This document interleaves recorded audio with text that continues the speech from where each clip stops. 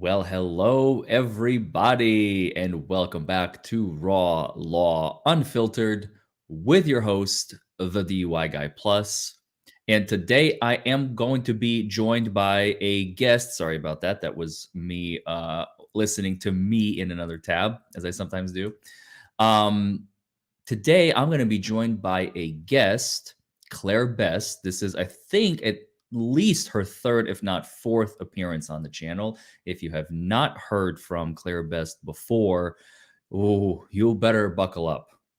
This is a woman that is a very, very good at research, extensive research, and she always provides receipts. She has the best stories. She has the best information about the latest when it comes to the Title IX, Michelle Dauber, Amber Heard, Christopher Bouzy. And now, for the first time, we're throwing in Meghan Markle into the mix. I mean, that's news to me. She messaged me a few days ago, a couple days ago, maybe it was yesterday, and said the latest that's been happening with Meghan Markle, Christopher Bouzy, and all these swamp creatures and how they're all related. Um, so that's pretty crazy. That's pretty crazy. So I'm very excited to hear what she has to say. I understand that this goes all the way back to 2014 with the creation and usage of bots and the dissemination, basically the false dissemination of information and artificially raising the ire, raising certain keywords. And I'll, of course, let Claire explain it better than I ever could because she's the one that has been doing all of this research. So without further ado, Claire Best, how are you? I'm great. Thank you, Larry, and thank you for having me on and everybody for tuning in. So I feel like we are on Mr. Toad's wild ride. Um, and and I want to say a big thank you to somebody called Sadiq Ahmed, Ahmed, and I think it's Sadik, who has been helping Nate the lawyer find out about the whole hi Carolyn, about the whole bot farms, bot Sentinel and Chris Bouzy, and he has struck onto something that made me go back and look at my notes again and articles over the years to try to piece this all together. So we are in for a bit of a wild ride, but stick with me. And I have written about this on medium.com under Claire Best. And you can see several of my articles about this and go back and see some of the articles that I'm referring to. Some should be linked in the description below. Thank you. And once again, anything that I'm wrong on, I'm the kind of person that is open to discussion. I don't shut down people. I want to find the truth. Whatever the truth is, I want to find it. So let's back up a minute. So as a lot of you probably know, Nate the lawyer sued Chris Bouzy, bot Sentinel, who has been called an expert by multiple mainstream journalists in the the Washington Post, in the New York Times, I think in Rolling Stone, in LA Times, and various others. And Chris Bouzy has been called this expert. And Nate the lawyer started doing some digging when he sued him and dug up all sorts of things, which makes one question whether Chris Bouzy is an expert. So on Chris Bouzy's LinkedIn, which I think you might have there, I think it's in one of the things I sent you, but in his LinkedIn, it looks like Bouzy started out in the New York Department of Education around 2000 or so. And then he started, he was in IT, he's been coding for a long time. There you go. And so, yeah, he was a computer service technician at the New York City Department of Education from 1998 to 2000. Then he went on to this company called Insight Concepts, which I haven't found a whole lot about, but the little bit that I found out basically looks like he was essentially into figuring out how to create artificial crowds, artificial followers to build up brand awareness. And I believe, I haven't figured this out completely, but I believe that BuzzFeed, which started around 2006, may have been tied to him. And BuzzFeed was an online, or is an online newspaper that basically takes trending subjects. Well, you can trend a subject if you create artificial bots about it. So, as I say, I think that this may be kind of the start of where all these problems begin. Then I'm going to jump to 2007 and to Ken Dauber, who is married to Michelle Dauber, or Michelle Dauber. Ken Dauber was a very early hire for Google, an engineer. And in 2007 on ResearchGate, you can find a paper that he co-authored, which was to do with AI and understanding crowd reactions in the event of an emergency evacuation.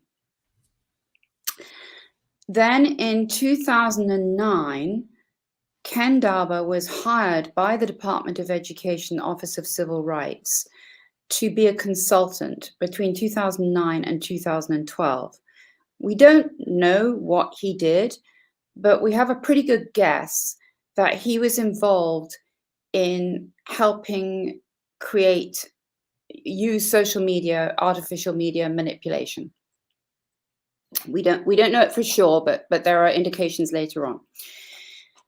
And in 2009, when Obama took office, the Stanford University, where Michelle Dauber is employed, published an article that is called something like Obama and the Power of Social Media, and the Power of Social Media. So it was very clear from this point that they were going to use social media in one form or another, and they were going to use it to influence young people, and to, essentially manipulate them to whatever subject they wanted to.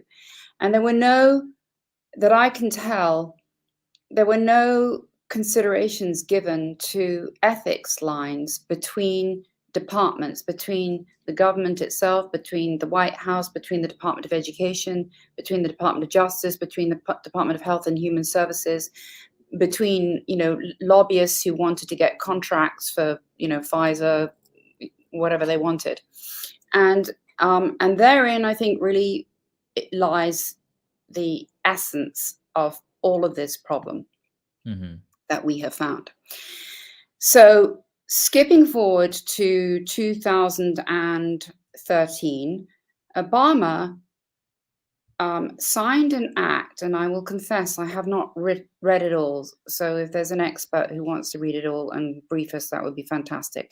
But he signed an act that essentially undid an act from 1948 called the Smith Mont Act, M-U-N-D-T. Well, it might be Smith Mont, but I think it's the Smith Mont Act.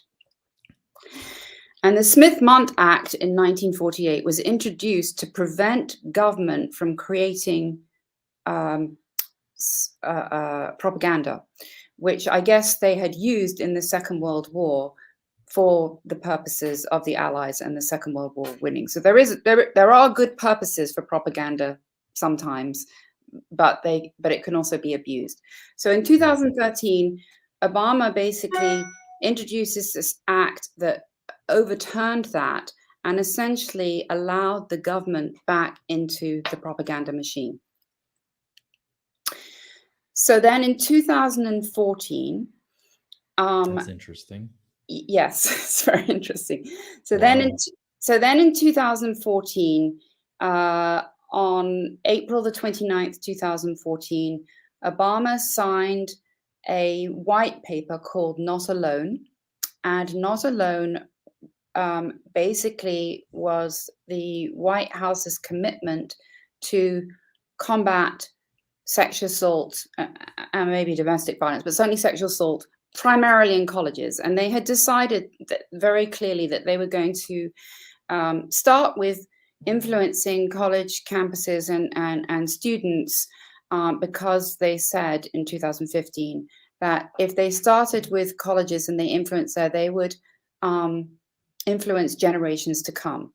So they knew they had young people with social media, and they knew they could influence them, and they knew that they could use that to influence generations to come. And it's always dangerous when government becomes the primary influencer of young people. Whew. yes, it's very, very dangerous.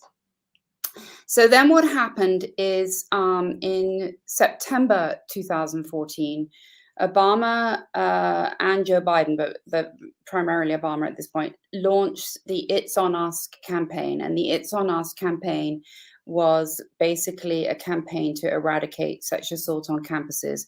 And they hired celebrities, and they did PR, and they, had sites all over the place. And then the same month, in September 2014, Emma Watson from Harry Potter became the ambassador for UN Women. And there's an article in Rewire magazine, which I sent to you in the list of ones I've got there, about that basically goes into and shows very clearly that there was collusion between the It's On Us campaign, using the UN Women with Emma Watson as her ambassador, and the hashtag he for she, and then this organization and the White House, and then this organization called Serve Justice, which started up that same year and was co-founded by a woman named Laura Dunn, a guy named S. Daniel Carter, and on the board of it was this social media influencer called Wagatwe Wanjuki. And Wagatwe Wanjuki was a social media influencer whose own bio states that she started some campaign called Just Say Sorry, hashtag Just Say Sorry, that got 7 million views in 1 week. And in this article in Rewire magazine from 2014 about Emma Watson and the hashtag he for she, it very specifically talks about the White House's use of social media and social media networks. So that might all be fine, except there's a really big problem, which is the White House Not Alone Task Force and Serve Justice were working with the Department of Justice, and they were going around the country and they were training and influencing police departments, and they were obviously using social media and media to influence campus sexual assault cases and criminal trials. And so this is the point where I joined this and became fascinated with this. And I didn't know any of this. What I've just told you, I had no idea. I discovered this since then. Mm-hmm. I came into this in 2014 because in the summer of 2014, I received a letter from my husband's school, St. Paul's School in New Hampshire, from the headmaster announcing the criminal arrest of an 18-year-old graduate who had just left the school called Owen Labrie. And he was charged with an assaultment of 10 felonies and misdemeanors for sexual assault of a freshman, of a 15-year-old in his school, who later became known as Chessie Prout. And I remember very clearly reading this letter and thinking, something is wrong here. I don't know what it is, but what is this school doing, sending out this letter? What happened to the assumption of innocence? And why aren't they guarding the privacy of both these students? And, for whatever reason, it was a life-changing moment for me. And I became very troubled as the mother of daughters who were considering high schools about what was going on. Mm-hmm. And I remember at the time, I spoke to a friend of mine who is a network anchor, and he said, Claire, why are you so obsessed with this? And I said, I can't tell you. There's something wrong there. This isn't right. This isn't right. I don't know what it is, and I'm going to find out what it is. So here we are all these years later, and with the help of you, Sadiq, with Nate the lawyer, we are getting to the bottom of it. And I'm really thrilled, and I'm really thrilled that the media is kind of losing control of this, and the public is. Okay, so before we talk about the media, because I definitely want to touch upon that, how does Meghan Markle fit into this whole diaspora? Is that even the proper term? That's the first word that came to mind. This monstrosity that has been created. How does she fit into this equation all of a sudden? Absolutely. So we talked about social media manipulation. So just a couple of days ago, there was an article that somebody called Meghan Markle's Twitter bot network, and I sent it to you, and it's called, and it basically goes into this discovery of a Twitter bot network behind her. And we had heard earlier that she was working with Chris Bouzy, so we already had our suspicions up because we were starting to uncover what was going on behind Chris Bouzy and his manipulation. But then I think this person is, I think it's a Canadian publication, but I think the person who wrote it may be in Europe, that they discovered that there's this whole bot farm behind Meghan Markle. Wow. And so what is this bot farm? This bot farm is, I'm just opening the article now, which I can't read here. Yeah, it just says a European consulting firm has discovered a highly connected Twitter hive that is attacking journalists who cover the royals. And then it goes into this whole thing, and it says, in particular, journalists who were writing about the royals for major British outlets such as The Telegraph and The Express were finding themselves under assault on social media for virtually anything they wrote about Meghan Markle, now the Duchess of Sussex. Accusations of racism, nativism, and bullying were being flung with abandon on Twitter. At least one of my colleagues has called in the police after threats were made to relatives. Another was told, ... So so basically, it looks like Chris Bouzy and his network, which I believe also involves the Dalbers, were using social media. Whoever hired them, and sometimes those people might be Meghan Markle and Prince Harry, sometimes they might be members of Congress, sometimes they might be, people that the White House have picked out to be victims of sexual assault and to promote them. That there's this social media army that's going on, and it is essentially backed by divisions of our government. And the Bouzy had said, and so Meghan Markle, yeah, and so I maintain, and I say this about Amber Heard as well, actually, I think they're victims, not victims of racism or anything like that. I think they're victims of this media manipulation, social media manipulation. So Amber Heard, I think her attorney, Roberta Kaplan, had some kind of study done on what she called the bots for Johnny Depp, only to discover that there weren't really bots on Johnny Depp's side, but there were a lot of bots on her side. And I think what's happened is that these, so-called victims or celebrity victims are plucked out. They're given government PR firms or NGOs or whatever they are, and then they're artificially promoted, or they're detractors, dissenters, demoted. And I'm worried that it's going to end up in really serious consequences. And I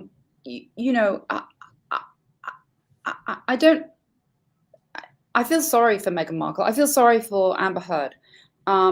They've been caught in this machine that basically is like, if you assist me, I will assist you. And they're not realizing how deep the rabbit hole goes when exactly. So it's they like sign on the bottom line, metaphorically. Yeah, it's like if you think about a commercial for a hair shampoo or something, you know full well that the person who's advertising the shampoo, the model is probably not using that shampoo, but they're selling the product. So it's kind of the same thing. So you get Meghan Markle, you get Amber Heard to promote L'Oreal or Black Lives Matter or Me Too or Time's Up or whatever it is, and and they are the front, they are the face of these movements. And exactly, wait, the government is creating these monsters. Yes, the government, that's the government, the World Economic Forum, the DNC, the government PR agencies that are tied to them are creating these. Yes. And why are they creating these? Well, for several reasons. One, because they're trying to influence public opinion. And there is a study on WikiLeaks. In one of my articles, I allude to it, or I refer to it, that the CIA was using feminism in social media in 2010 to garner support for the military occupation of Afghanistan. Whoa! My mind literally just exploded, Claire. Yeah. that is some deep stuff right there. Yeah. The usage of feminism as a movement to garner nationwide support for a war in another country. That is unprecedented. Yeah, it's really unprecedented. And so, and so moving on, with Meghan Markle and Amber Heard, you may recall, so after the Johnny Depp trial was over and it went in his favor, all of a sudden there were all these accounts that came up on Twitter with black flags pretending to be pro Johnny Depp, who would get quite nasty, or other ones who were leave Amber Heard alone and da-da-da. And I believe that a number of these are actually trolls or bots that were put into action, who were basically put in to steer the conversation, to manipulate. And we, the unsuspecting public, don't realize that. It says, come on into Twitter, join the conversation. You join as an honest person, you put your opinion down, you might get into an argument with someone, but you don't realize that basically there are these bot farms on the other end who are picking up on hashtags, amplifying them, repeating them, et cetera, et cetera. So when it comes to Amber Heard, there are a number of Twitter handles that, supported her, that, trashed Johnny Depp and so forth. And I'm, any normal person, if you see Johnny Depp in Europe at the film festivals, he had thousands of crowds around him. He did at the trial. So to me, I wouldn't ever think that there were bots involved in Johnny Depp, because it's pretty clear that there are physically armies of people, crowds of people who are his fans. So I would expect to see 10,000 people or 1 million or whatever, because you see them meeting him there. It's not unusual. Most of those people are likely to be real. But but what happens when you infiltrate those real accounts with a bunch of pretend accounts that pretend that they're on DUI guys, side, or Nate the lawyer, or Tag, and or they're Laura, not real. And they're not real, and they start steering the conversation away and essentially slowly twisting it and twisting it on its head, so that suddenly they take over as the hall monitors, and Laura Brockov, or DUI guy, or Tag, or whoever, gets deplatformed, pushed to the side, trashed, loses their credibility. And that is what's going on here. Right. And it's being used for a number of different reasons. It's being used, to help promote the military occupation of Afghanistan. It's being used to promote the Sussexes and trash the royal family. It's being used to trash, traditional tabloid journalists in Britain. It's being used with NBC, like Kat Tenbarge, Taylor Lorenz, and so forth, and Kamilah, the Kamilah person. And the Kamilah person is of real interest to me, to tie this all up, because if you remember, Laura, is it Brockov? I never know how to. Brockov, yeah. Yeah. So at one point, I think she got into some kind of Twitter email, Twitter spat or whatever with somebody called Kamilah. Mm-hmm. And at one point, They went after her hard. I yes, remember exactly. she was in the crosshairs for a while. Exactly. So they went after her really hard. And then she suddenly posted up this picture of Kamilah Willingham and said, "Is this you?" And then they got really upset. Mm-hmm. Well, I looked up Kamilah Willingham. Who is Kamilah Willingham? She's a social media expert, and she was also featured in the film The Hunting Ground, made by Michelle Dauber's friend. And her accusations turned out to be completely trashed. So she's a social media And manipulator.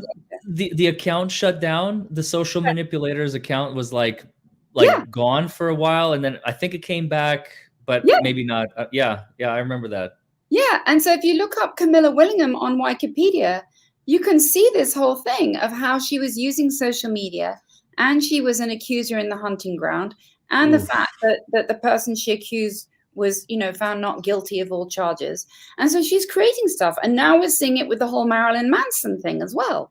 And so it's this recruit. So basically what's happening is they are recruiting influencers, social media influencers. They're giving them a platform. They're amplifying them. People like Bouzy are amplifying them. They're putting out these hashtags, and suddenly, I want to talk for a minute about Alyssa Milano and the whole Me Too. So a lot of people think that Amber Heard abused Me Too. I believe that hashtag Me Too was an artificially created movement. And let's separate that, because it might drop. So yes. Tell us more. What do you mean? What do you mean by artificially created movement? I'm gonna tell you more. So the New York Times article exposing Harvey Weinstein was on October 5th, 2017. October the 10th, 2017, underneath the New York Times article, and this is allegedly, because I can't find the original, but there's a guy called Donald Barnett, B-A-R-N-A-T, who has written about this and is referred to in one of my articles. He claims that he wrote underneath that article, "If this has happened to anybody else, raise your hand and say," or similar words, and put hashtag Me Too. That was ignored. Also on October the 10th, CNN made a comment that the Obamas and the Clintons, who were friends with Harvey Weinstein, hadn't made a public comment. Then on October the 11th, I think the Obamas made a comment and said, "This is terrible." Now, bear in mind that Obama's daughter, Malia, had worked for Harvey Weinstein earlier that year and was working for Harvey Weinstein when Vanity Fair put out an article praising Harvey Weinstein and praising Malia for being, for following in a great producer's footsteps and so forth. And that NBC had shut down Ronan Farrow's expose on Harvey Weinstein in February 2017, when Malia Obama was working for Harvey. It's crazy. Wow. So anyhow, so the 11th of October 2017, the Obamas make this statement, and then the DNC and Hillary Clinton and the Obamas and Kristen Gillibrand and Andrew Cuomo and Gavin Newsom and the DNC in general are criticized because they are, quote unquote, dogged in Weinstein cash. Well, at this point, the Obama, Joe Biden, Valerie Jarrett, who was his chief of staff, Tina Chen, and Arne Duncan, who was out of the Department of Education, and maybe some others, had actually all signed up with this Hollywood talent agency called CAA. Mm-hmm. And the whole fact that they joined up with them is bizarre to me anyway, because CAA was in the LA Times and elsewhere in 2013 for throwing a sex-themed party at the Sundance Film Festival. And it had, it was well known for being kind of a boys' club. And, it had all white, directors and so forth. And it's like, I don't have anything against CAA except this horrible hypocrisy. so here's Obama and his administration saying that they care about sexual assault and so forth, and they sign up with CAA, and CAA is criticized for its friendship with Harvey Weinstein for being enablers. Rose McGowan called them enablers and pimps, and and then the Obamas and the DNC and so forth are criticized for having all this Weinstein cash. So then what happens is on October the 17th, Alyssa Milano, who is married to an agent at CAA, comes out with #MeToo, and the whole thing goes viral. Mm-hmm. I believe that due process will show that Me Too's virality or going viral was artificially created. And I'm not saying that we didn't all join in with it, because I certainly did and others did. But I think that the speed with which it went viral is unnatural, and someone was there helping it. Right. And that's, I think, is the difference maker, because, for example, I as a content creator can attest. For example, you make a short and it goes, in front of 500 people. Not a lot of interest garnered, so it kind of dies under its own weight. And then you can have another short that's super interesting. Everyone is excited to see it. And, it goes viral and you have 2.2 million views on it. This is a real world example that I'm referring to, as a matter of fact. Mm-hmm. So what you're saying is the #MeToo, for example, was, at first they tried to kind of push it. People were not biting. And then when Alyssa Milano, who is she was in Charmed, right? Yeah, originally. Yeah, with Rose McGowan. That's where she made her name, I think. But anyway, she mentions it, and she's not, that big of an actress. I wouldn't call her like an A-lister on Hollywood. She may be a D or below lister at best, in my opinion. Please correct me if I'm wrong. Mm-hmm. But someone like that making, the hashtag known, if you have a bot farm that is now going to repeat it over and over and over and artificially turn it into something, as if it's like everyone is talking about it, but everyone is 3% human at the outset, for example, well, then the tide can begin to turn, because people are creatures of emotion, and we're herding creatures, HERD. We are herding animals. So when we hear, quote unquote, everybody's talking about it, well, I don't want to miss the boat. What is this? Oh, this is cool. I like this. Let me jump on this boat. Whereas if it had tried to organically be created and popularized, it would have never taken off. It basically is what I'm hearing you say. That's exactly what I'm saying. And, and basically, why was this? I think it was because they had a crisis. They had a crisis because they were all associated with Harvey Weinstein. They had a crisis because they were all at CAA, and, the industry newspapers and so forth and Rose McGowan were blaming CAA for being enablers, and it didn't look good. They had to have crisis PR management. And so typically what do people do when they have crisis PR is they find a crisis PR company and they come up with a story. And they have come up with a story that they can sell to everybody that will basically either divert attention away from whatever the crisis is. And so this is what I think they did, is I think that they did it with one of their own. They did it with the wife of one of the CAA agents. So they start this whole Me Too thing. And then that's in October 2017. Then October 30th, 2017, who gets a Wikipedia page but Tamara Burke? Tamara Burke, who is credited after the fact for founding Me Too back in 2006. And, Tamara Burke is Black, and there was a lot of criticism that Me Too was a white celebrity Hollywood movement. So suddenly on the 30th of October, Tamara Burke jumps into the scene, has a Wikipedia page, and my guess is that either they suddenly remembered her after the fact, or somebody said, "Quit, we better create something so it looks more diverse, equity, inclusive, etc." And then on January the 1st, 2018, which was the lead up for the midterm elections, out comes this announcement about Time's Up, which has this, all these people like Natalie Portman and Alyssa Milano and Reese Witherspoon and, so forth on the board, founded by Tina Chen, who was Michelle Obama's chief of staff.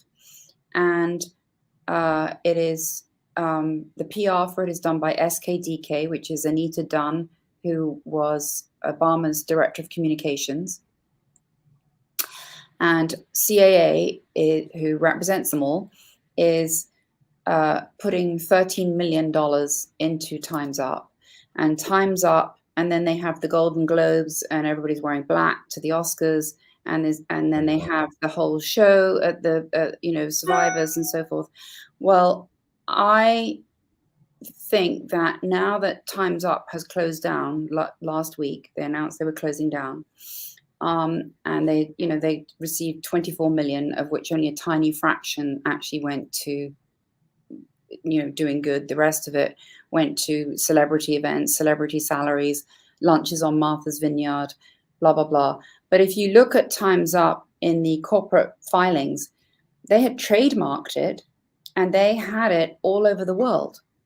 They were going to make money off this movement, and they were going to use women to make money on it. Jesus Christ. And who was behind, I don't know this for a fact, but I think who is behind the trademarking of it was CAA, because CAA had bought a Hong Kong global brand management company in 2016 for CAA and this it's called Global Brand Management, to become the biggest branding company in the world. So they took a crisis, they turned it on its head, they used social media and celebrities who were all in the family in their own agency where they were all signed up.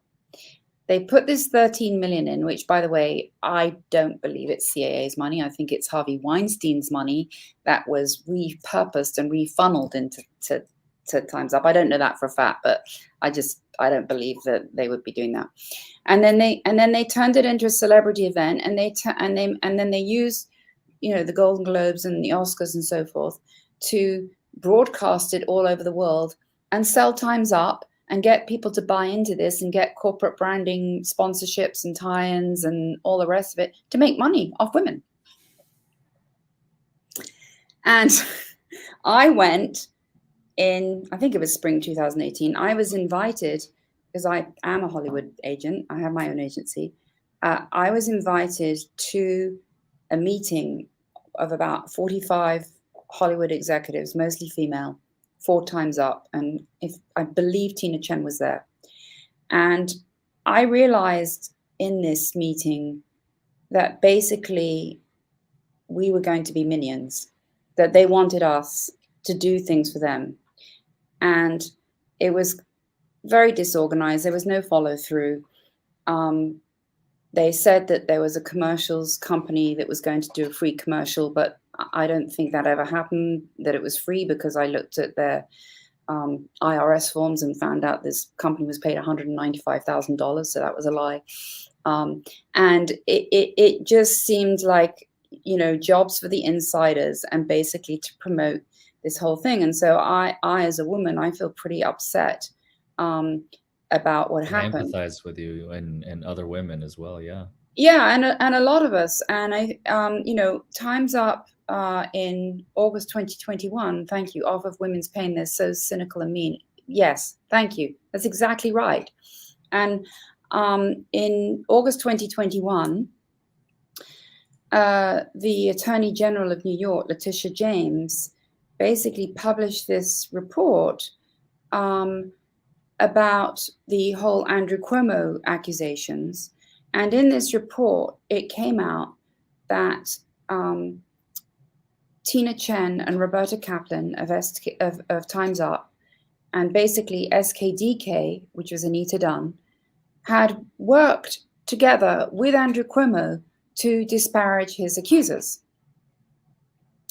So Tina Chen and Roberta Kaplan stepped down. Michelle Dauber, in fact, tweeted to pressure them to step down. So she has a much larger role in this than I think that people realize. I really think that she and her husband Ken Dauber may well have FBI or CIA protection. It is unbelievable what they are allowed to do and get away with it. It is unbelievable that she's allowed to say such horrible things about Camille Vasquez or Johnny Depp or even students in her own university, and that she's protected. It makes no sense. So I and others believe that she has some kind of that maybe she's an asset. She has some kind of protection. And so anyway, so then so time's up in August 2021. Roberta Kaplan, Tina Chen stepped down, and then an SKDK, Anita Dunn and co split company with Time's Up, admitting that there was conflicts of interest. And then Time's Up suddenly on a Saturday night disbanded its 70-member celebrity, board of directors. Reese Witherspoon, Alyssa Milano, Natalie Portman, all of these people. And then on the Monday, they basically said the reason that they did that on a Saturday night was because they didn't want to embarrass these people. My own personal belief is the reason that they did it on a Saturday night is because they realized that they had really crossed some ethical lines. Mm-hmm. And they didn't want their board of directors to have financial liability for that. Now, none of this, as you already mentioned, Claire, is being reported on in mainstream media, the MSM. And just for purposes of brevity, I suppose, and feel free to please expand on it. But on my sake, because I want to give you more airtime, mainstream media is so deeply involved and entrenched in all of this that they have no interest in covering any of it because they are so deeply involved. And why would they be reporting on their own allies, essentially? And that's why none of this is being reported on like MSN, CNBC, mm-hmm. Fox, any of those news stations. Mm-hmm. Yeah, well, there's a reason for that. So in 2018, I actually went to Washington, D.C. the week before the Brett Kavanaugh hearings. Actually, as a lobbyist, I was invited to go for the creative industries to protect against piracy of the creative industries. And it was incredibly eye-opening. Even though I work in Hollywood, I'd never thought about the fact that NBC, ABC, CBS, etc., Disney, Warner Brothers, all have these quite big offices incredibly close to the White House. And that when you go to these meetings with these members of Congress to talk about whatever it is you're going to, in our case, piracy in the creative industries, that these senators are, they're basically holding court all day long in between running in and, putting in their votes, yes, no, whatever. And they like celebrities. So you have more power. And I understand that, you have more power if you turn up with a celebrity or if you turn up with a real rock star of whatever it is. Sure. And then they have these awards. Yeah, and they have all these awards in it. And that makes sense. And I don't have anything against all that. But we took with us somebody who actually was a specialist in social media manipulation, who actually had been in the NSA. And we had a meeting with one of the senator's offices, and we were actually discussing how social media manipulation had actually tanked the successful box office release of a major studio film. And this senator, I won't name them, this senator's office was incredibly interested in this. And so they are aware that there is a problem in social media manipulation, which to me begs the question of, are they aware that their own PR offices are using people like Chris Bouzy to manipulate things? And, Mhm. and using Amber Heard or using Meghan Markle or, using Chelsea Prout, who was, using these people, or Evan Rachel Wood. Evan Rachel Wood got it too. She went into, she said that she was going to come out against Marilyn, or she said she was going to come out against sexual assault and domestic violence, I think, as soon as Trump got elected in 2016. And then in February 2018, she went to Congress and she gave this speech to Congress, which was used to expand the Victims' Rights Bill. And then, she got all these articles and she came out against Marilyn Manson. And as we're starting to discover, these accusations may not be true. And that she actually even went as far, I believe it was her or her friend, to fabricating a letter from the FBI. Mhm. So you have this case where you have NBC and Rolling Stone and New York Times all tied up behind these celebrity survivors, pushing their thing, trashing the Johnny Depps, the Marilyn Mansons, whoever it is of the world, and the royal family, and nobody knows which way is up. And the reason why does MSM support this? MSM supports this because MSM is backed by advertising dollars for Pfizer, for Moderna, for L'Oreal, for whatever it is. Their programming is backed by advertising. So what happens is you have the SKDK, the government PR companies, representing Time's Up, It's on Us, UN Women on one side, and on the other side, the very same PR companies representing L'Oreal, Pfizer, AT&T, Google, Uber, American Airlines, Disney. And then at the same time, that same company, SKDK, is advising Obama, Joe Biden, Harvey Weinstein, the government of Ukraine, Prince Albert of Monaco.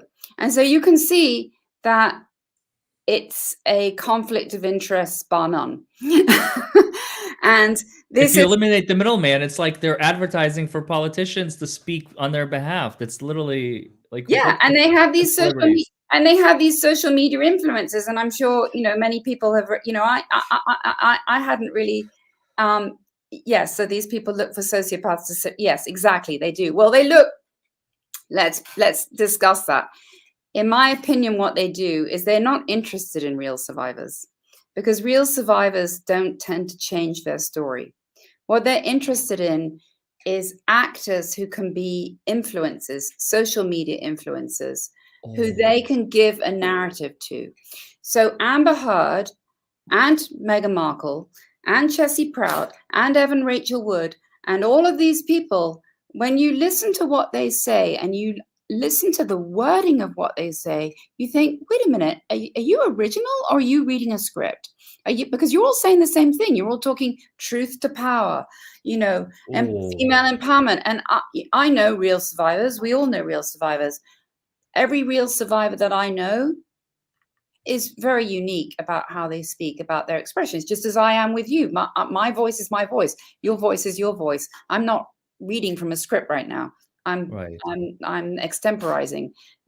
So are you. And but these people are being given a script by the lobbyists, by the government PR agencies, that serves those agencies to get contracts for L'Oreal, It's on Us, Serve Justice, the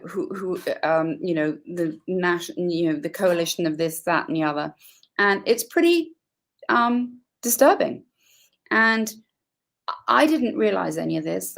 I work in media. I should know this. I'm aware. I'm aware of media manipulation. I had just never thought about it, how deep and dark it is.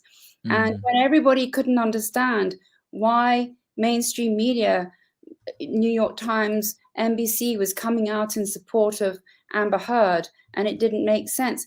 It Mhm. makes sense if you consider that there are government contracts tied to Amber Heard being a survivor, tied to Evan Rachel Wood being a survivor, tied to, Chelsea Prout being a survivor. Chelsea Prout who was the accuser in New Hampshire versus Owen Labrie, the case that in 2015 and 2014 I talked about. She did her big coming out on NBC, and they spread it all over. And she had a hashtag, I have the right to, which she wanted to go viral. It didn't, it kind of fell flat, didn't go that viral. But she basically started working for the DNC more or less directly.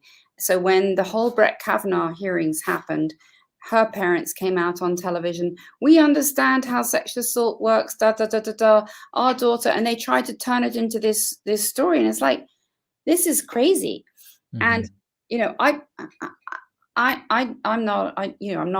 I'm not pro Brett Kavanaugh, but I also see that they basically took a movement and used it against him instead of just doing it. Not if they had a problem with him, they should have done it formally through the senators, through the channels. Instead, they turned it into this circus that was ridiculous. It was a circus Mhm. on both sides, and basically, it made a complete mockery not only of the Supreme Court but of the Senate, Yeah.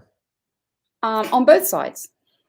And it, I like beer. Do you like beer? I mean, but it was about clickbait, because you show that on TV and you get the clickbait. You get the clickbait for Pfizer, you get the clickbait for L'Oreal, you get the clickbait for whatever. And it doesn't. The more incendiary the remark, the more clickbait, the more engagement, the better for the advisors. So Michelle Dorber can sit here and tweet about, Johnny Depp's erectile dysfunction or whatever, and then she says, you're driving up traffic for Pfizer, who make Viagra.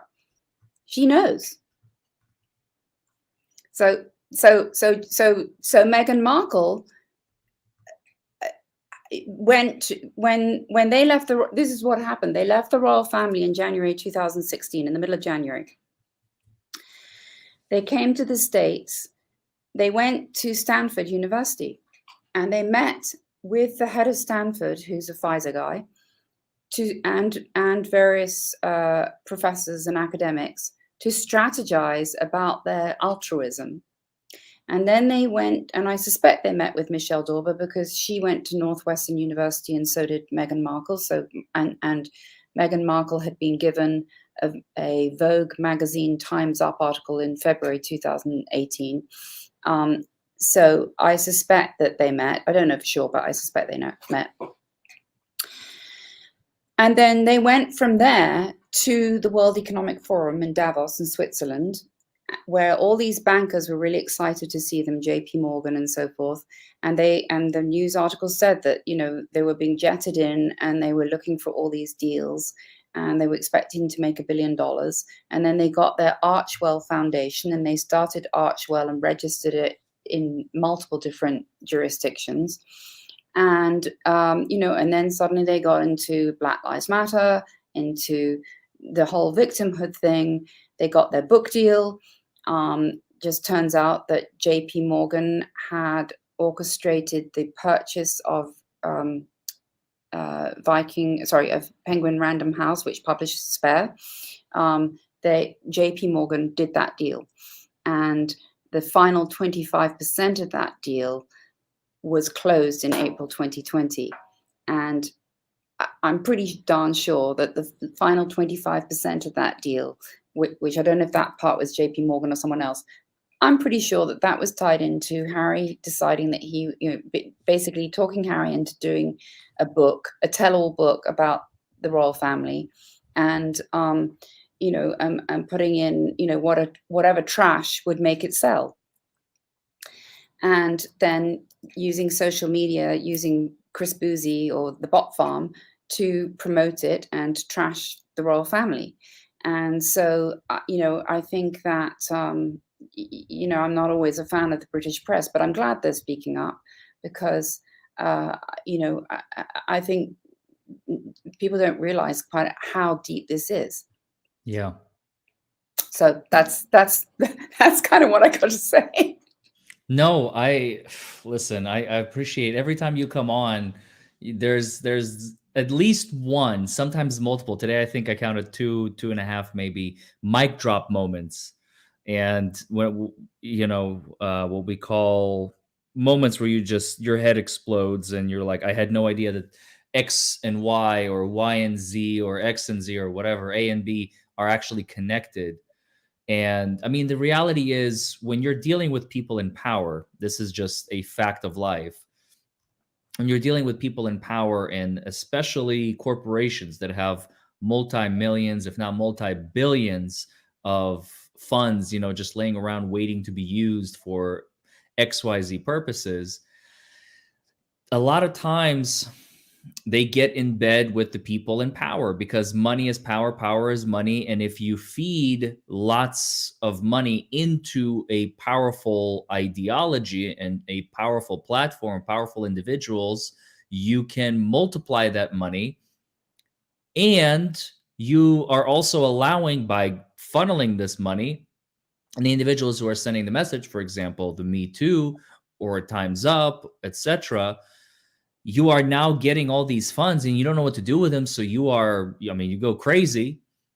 And as you obviously clearly discussed, and now you have this artificially created hybrid, um, ideologies. I mean, this is literally how you can take, and you've used this phrase. I'm going to take it, steal it from you for a moment here. You use this several times, flipping it on its head. Like, what does that mean? You're taking something that is real, that is probably something that should be discussed, should be talked about, should be explored, is a societal problem. I mean, we remember, like, when the stuff with Harvey Weinstein was coming to light, I think everybody was just, they just couldn't wrap their heads around. Like, everybody knew, like, of course that's Hollywood, there's stuff going on over there, but nobody really knew what it was until like the Weinstein trial, where everybody was like, holy crap, that's insane, I can't believe that this was happening, and all these women are coming forward and so on. So with all of that coming to light is one thing, but like you said, to use, I mean, abused, broken women, replace them with actresses, give them a script, tell them, okay, off you go. Now create this monstrosity. Help me continue creating this monstrosity because you have the clout, you have the reputation, you are dumb enough to just listen and not ask any questions and take the paycheck Exactly. and say what we need you to say. And now, I mean, and you're creating a fictional cultural revolution as a result of that, all the while making money on it. Yeah. That's exactly it. And it's kind of this whole, effective altruism, capitalism model. And it's like, I wouldn't have a problem with either model if we weren't being really manipulated, and if people weren't being falsely accused of sexual assault or domestic violence, or if they weren't being, or if our criminal trials weren't being influenced by this, but they are. And not only are they, but the White House, the 2014 Not Alone White House Task Force, chaired by Valerie Jarrett, who was Obama's chief of staff, were part of this. And that is what's so disturbing. The Department of Justice Office of Violence Against Women were part of this. In 2014, the Department of Justice was busy protecting Larry Nassar. The FBI was busy protecting Larry Nassar. The Department of Education was busy protecting Larry Nassar, whose victims, at least one, maybe more, went to the university, Michigan State University, to complain about him. The complaints are in the files. Employee X was in the files, and they all covered it up because they wanted this deal or that deal or the other. And so here they are saying they care about sexual assault and so forth. They don't. They care about money, and they care about a story to create money. And whether it's Meghan Markle, whether it's Prince Harry, whether it's Amber Heard, whether it's Evan Rachel Wood, whether it's Chessie Prout, whether it's Chanel Miller, the Emily Doe statement, it's creating fictional stories and selling it as truth to the public, and it is absolutely disgusting. Yep. I agree. I couldn't agree more. Well, listen, Claire, I know you said you only had an hour for us, so we're at the hour mark. So if you need to go, I'm happy. Yeah. Once again, I want to thank you for coming on. Honestly, every time it's a pleasure. I can tell by the comments. The people love you. It's the information you're bringing to the table, and this is the thing. I'll tell you this: being a content creator, I have, just like anybody else, I have an option who to bring on, who not to bring on, and why would I bring them on? What purposes? What is it? You have such a way with words and an ability to do research that I very rarely encounter. This is classic true journalism at its absolute finest. I said it before, I'll say it again. And I think everybody in the chat will echo my statement. So I keep bringing you on because you are an absolute pleasure. And I thank you for all the information you shared with us today. This has been absolutely enlightening, as always. Thank you so much, Larry, and thank you to everybody. I'm so glad that you have this platform, and I'm so glad that people are starting to see what's going on. And to everybody, and actually, you're a criminal defense attorney, but I want to say this because you're acutely aware of how pretrial publicity and so forth can affect a trial going either way. Oh, yes. And as we've seen with Johnny Depp as well, which was not a criminal trial, but for 2 or 3 years the media was stacked against him, and a lot of us would have just believed what we read. And I would just say I really truly believe very much in criminal defense attorneys. We need to have so much more appreciate for them. It's very easy to prosecute someone. It's very easy to create nebulous charges. We as a society have to go back to our own constitution and remember the assumption of innocence and question everything that we read, pre-trial, in trials, after trials, and remember this social media manipulation, the NBCs, the Rolling Stones, the New York Times, and just everything you read, everything you see, just kind of think like, what are the motives behind this? And that's if we get back to that as a society, we will really be doing ourselves a favor. Totally agree. Thanks again, Claire. I can't wait to have you back on again. Thank you. Okay, bye. Have a good night. Bye. Okay. Wow. Each time I have Claire on, you guys, I have to take a step back and be like, what just happened? Because we, as always, have had so much knowledge dropped on us today. There was maybe 2 to 5% repeat. If you've watched the previous streams, if you have not, absolutely go check them out with Claire Best. They're on my channel in the playlist. I think either interviews or daily shows, but definitely one of those two, if not both of them. But there was 95% new stuff. It's unbelievable how this woman is just always dropping so much knowledge on us, you guys. It's absolutely incredible. I mean, like I said, like I told her before she left, it's journalism at its finest. You don't get journalism like this anymore. You don't really get to benefit. Why? Because it takes time and it takes a lot of effort, energy, money, and then you're going to create, a lot of these mainstream media, other than being so much involved in everything that Claire is talking about, mainstream media needs you to churn and burn. We need 2 articles a day from a journalist. Come on, we don't have time to do research. Just do the preliminary, go quick, boom, boom, wham, bam. Thank you, ma'am. Pick it up and let's go drop it on, on our website so we can get those clicks, that traffic, that ad revenue from L'Oreal, who's also paying at the same time the people that this mainstream media is reporting on. It's insane. It's absolutely insane. Don't forget to like this video, comment below, subscribe to the channel, of course, as always. I know somebody was trying to join in as a member, Nicole. You have to go on the, oh, there she goes. So welcome, Gamer Soldier 100 is a member, and also Nicole Riviera. Hooray! Welcome on as a member. Thank you so much. That is awesome. I'm glad that finally worked out for you. You can't join on an iPhone. I don't know. I don't know what it is. Don't ask me. It's the dumbest thing ever, I think. But look, it is what it is. Let me just go through these real quick, and then I have a special surprise for you all. So don't go anywhere if you're still here. Sandy D's Nuts, thank you for the super sticker. Carolyn Knight, fantastic comments today, by the way. I've been highlighting yours not just because I like your name, which is a cool name, but obviously I'm joking.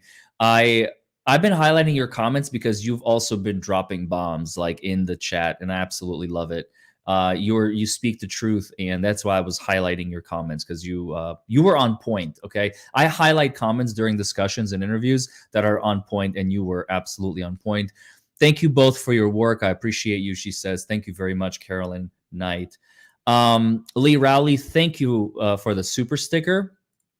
Gamer Soldier says also thank you both very much. Awesome info with a bunch of emojis. Hello, Larry and Claire, says Nicole Riviera, who just joined on as a member. Happy to catch you live. Thank you so much. Susan B, thanks, Larry and Claire. This is a lot to unpack. I told you. Thank you so much for bringing this to us. Hey, I do what I can. You know, I have a platform. She has the knowledge. You combine the two forces, you get an absolute bombshell of an interview. I swear to God, it doesn't get much better than this. It doesn't get much better than this. Saqib Ahmed, I believe. See, I'm telling you, I say that every time. With Claire, I have to watch the stream twice to digest it all. I think you tweeted me a while back. I remember your name, and the photo, I think, is quite similar. Saqib does a lot of research in this area as well, if I'm not mistaken. Please correct me if I'm wrong. I could be wrong, but I'm pretty sure that he is also kind of entrenched in doing the research and all that on these topics. And Jacqueline 1984, yeah, this stream is staying up. I know Tug, that umbrella guy. I know Tug. God bless you, man. Love you, Tug. Hope you're doing well. Gotta have you on. I keep saying it. I don't have any time like in my schedule, but hopefully soon things will calm down. I'm still trying to go to South Carolina. Oh, we got to talk about Murdaugh trial. Jesus Christ. I'm going to keep the stream up. I know Tug sometimes takes his down. I'm going to keep mine up. Poppy, welcome as a new member also. Thank you very much. And okay, so what is on the plate for the next few days before my treat? Okay, or do you want the treat first? What does chat want to do? Do you want me to give you updates about what's coming in the next couple of weeks, or do you want the treat first and then updates, or do you want updates and then the treat? What does chat want?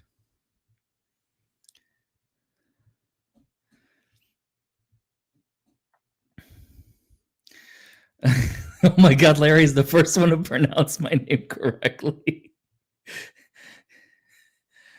I don't even remember what I said. I literally just read it. Did I say Jocelyn? Do people call you Jacqueline? That's probably the most common mispronunciation, right? I wasn't even thinking. I literally just read it phonetically. Maybe that's why. Thank you, and you're welcome. All right, you guys want treats. All right, here's the treat. You ready? First of all, thank you, E, for joining on as a member, and thank you, Tracy, for the super chat. Thank you all so much. All right, let me unplug this because I don't need this anymore. All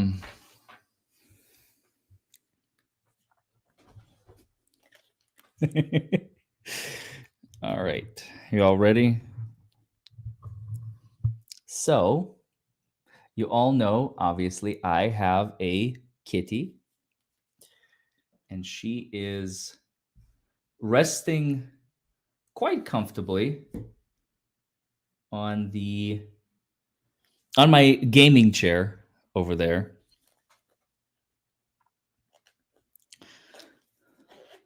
Am I going to sing? I'm not going to sing, Donna. No. So that's Zinnia.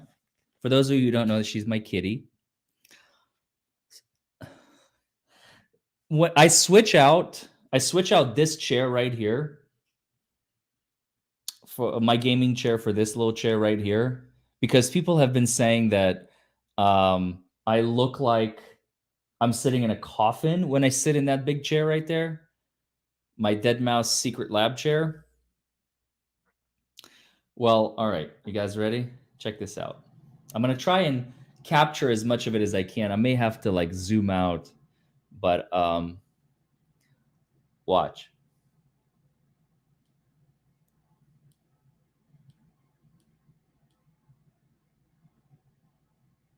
Oh, she notices the laser. Watch how excited she gets. Zinnia time.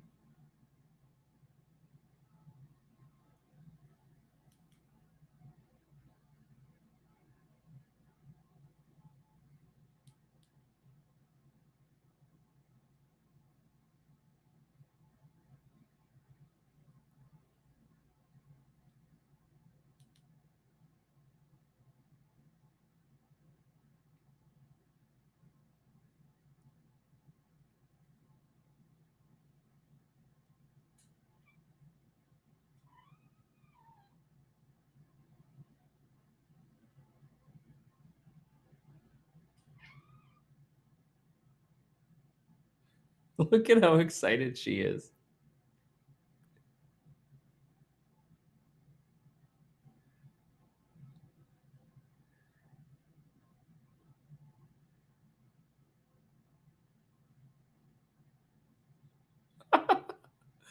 Oh my god. Oh, okay. All right. She decided to leave.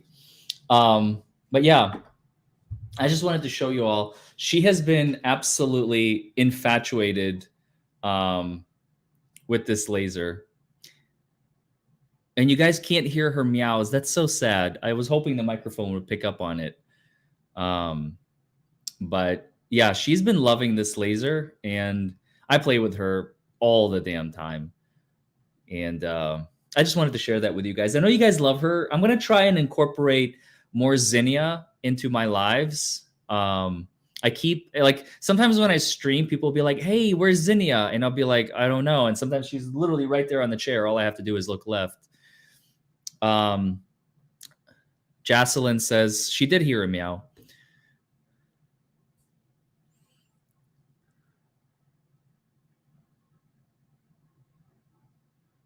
Oh, by the way, Elusive Red, I never got your package if you sent it. So just for the record.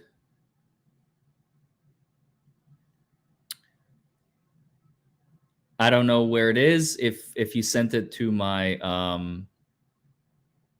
office or where it might be. Okay. So with that out of the way, that was the treat. Coming up, let me just fix my camera real quick. Coming up, what do we have? What do we have? So today is what? Today is Tuesday. Tomorrow is February. Tomorrow I'm flying to Georgia where I'm going to be giving that presentation I've been telling you all about. Turns out there's going to be 36 lawyers. I'm going to be presenting on how to cross-examine police officers to the lawyers on Thursday afternoon. And then Friday, the seminar concludes. And I'm going to come back Friday night. Then that shiny new toy I've got, assuming everything gets finalized, it's almost ready. I'm probably going to fly this weekend to go pick it up. But I still need to book a flight. I still need to come back, blah, blah, blah. And then I'm going to try, depending on how my schedule is looking tomorrow, next week, I mean, I'm going to try and go to the Alex Murdaugh murder trial in South Carolina in person. I don't make any guarantees. I don't know. I reached out to Kurt. I know that Kurt has been trying to go and set up a table outside the courthouse and like take interviews from people, but he said he does not have sufficient funds to potentially go out there. So I offered to bankroll him. He thus far has neither accepted nor declined my offer. So I'm just waiting on uncivil law. Kurt, those of you who don't know who uncivil law is, or vice versa, Kurt, who those of you who don't know that he is uncivil law. Yeah, I offered to bankroll him. I was like, dude, I'll happily provide the funds for you to go there, flight, hotel, whatever. And I'm not even going to ask for anything in return. Just mention my name a couple times. I'll be happy. So yeah, he's so far he hasn't declined or accepted. It's just kind of out in limbo, and we're already in week 2. So I don't know where he is with that. It's his decision. It's his channel. He has to make that decision. I can't make that decision for him. But I am trying to go there myself. The only problem is, again, schedule constraints. Like this week has been tough. Now I'm leaving. Last week has been tough as I've been traveling.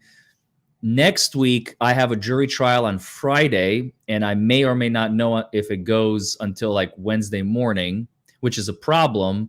But theoretically, if let's say Monday, Tuesday, or Wednesday, I find out that my trial doesn't go, I will be going to South Carolina. I will be going to South Carolina. She's still looking for the laser. What, baby? Are you looking for the laser? I don't have it. See? Clean hands. It's actually true. If you show your animal, I know sometimes they think you have something. You show them open hands, they'll kind of like, it registers that you don't have anything. She's back on her chair. So yeah, I'll go there. I mean, it's only going to be for a couple of days because I have jury trials. Literally, you guys, I have a jury trial scheduled every week, and maybe 2 of them will go out of the next like 20. But the problem is I can't risk just leaving on the off chance that the trial does go. So I have a trial like Friday, February 10th. Then 6 days after that, I have a trial.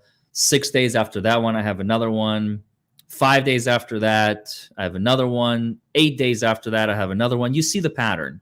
It's one trial every single week for the next, like, there's no trial on March 27th, the week of March 27th. That's the only one.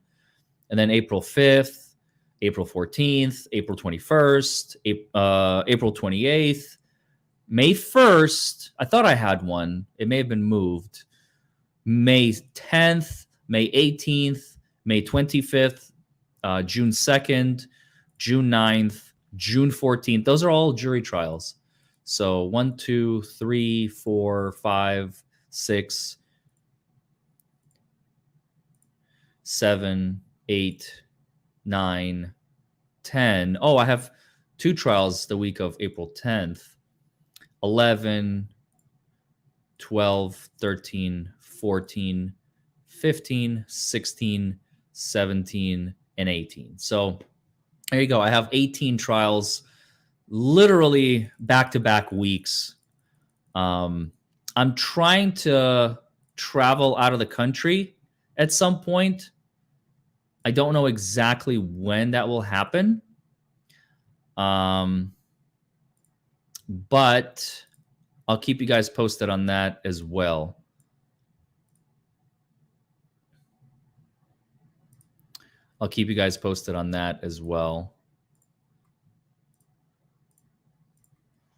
I'm thinking Italy. I don't know.